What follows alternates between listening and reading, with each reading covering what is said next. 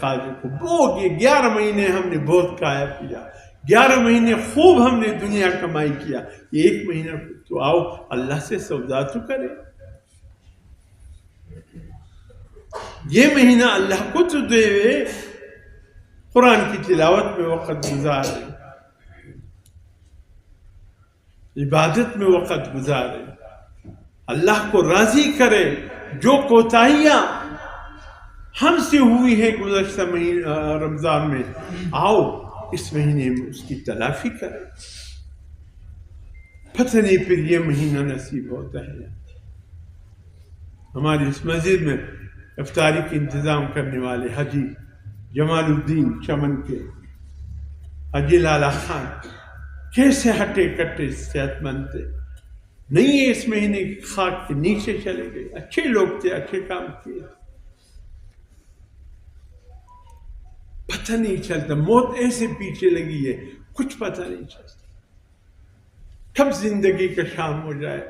1 minute کبھی خدا کی قسم اس زندگی کا بھروسہ نہیں. بیٹھے بیٹھے روح نکل جاتی. اگر اس اچھے کام کرتے کرتے روح نکل گئی تو کتنا اچھا، اللہ کے ساتھ کتنا پیارا سودا ہو. اس لیے فرمایا یہ صبر کا مہینہ، شہر المواسات و شہر الصبر والصبر ثواب الجنہ. یہ صبر کا مہینہ. اگر کھانے کا طلب ہو تو دباؤ، پینے کا طلب ہو تو دباؤ. اگر کوئی تقاضا ہو اس کو چھوڑ دو، اللہ پر بھروسہ کرتے ہو. صبر کا مظاہرہ. یہ غمخواری ہمدردی کا مہینہ ہے. جن کیفیت سے آپ گزر رہے اسی کیفیت سے دوسرا مسلمان بھائی بھی گزر رہے.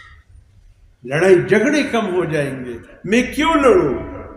حضور سے فرمایا جو تم سے کوئی جھگڑا کرنا چاہتے ہیں ماہ رمضان مبارک میں، کہو بھائی میں تم سے جھگڑا نہیں کروں گا، انی صائم، میں روزہ دار، میں نے روزہ رکھا.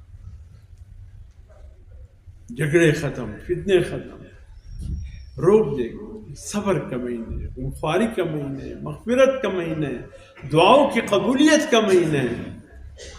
بس چند لمحے رہ گئے اس کی آمد میں. ہمت کرو، تراویح پڑھو،